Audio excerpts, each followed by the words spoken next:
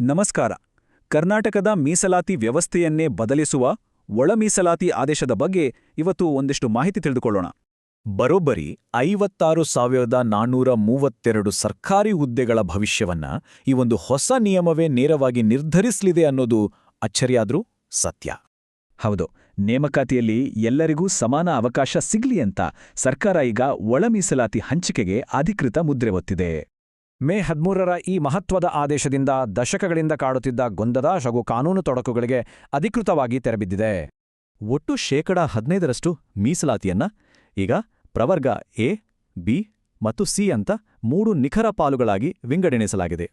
ಈ ಹಂಚಿಕೆಯನ್ನ ಜಾರಿಗೊಳಿಸೋ ಪ್ರಬಲ ಅಸ್ತ್ರವೇ 400 ಬಿಂದುಗಳ ರೋಸ್ಟರ್. ಇದೇ ನೋಡಿ ಇಡೀ ಪ್ರಕ್ರಿಯೆಯ ಆಡಳಿತಾತ್ಮಕ ಬೆನ್ನೆಲುಬು.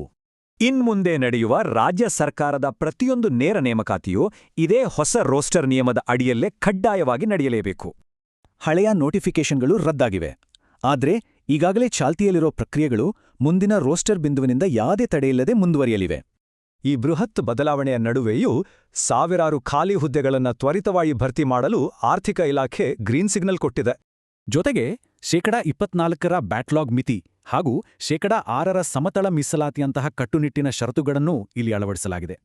ಎಲ್ಲಾ ಉಪಜಾತಿಗಳಿಗೂ ಸಮಾನ ಅವಕಾಶ ಕಲ್ಪಿಸಿ ನೈಜ ಸಾಮಾಜಿಕ ನ್ಯಾಯ ಒದಗಿಸುವುದೇ ಈ ಐತಿಹಾಸಿಕ ಹೆಜ್ಜೆಯ ಮೂಲ ಉದ್ದೇಶವಾಗಿದೆ.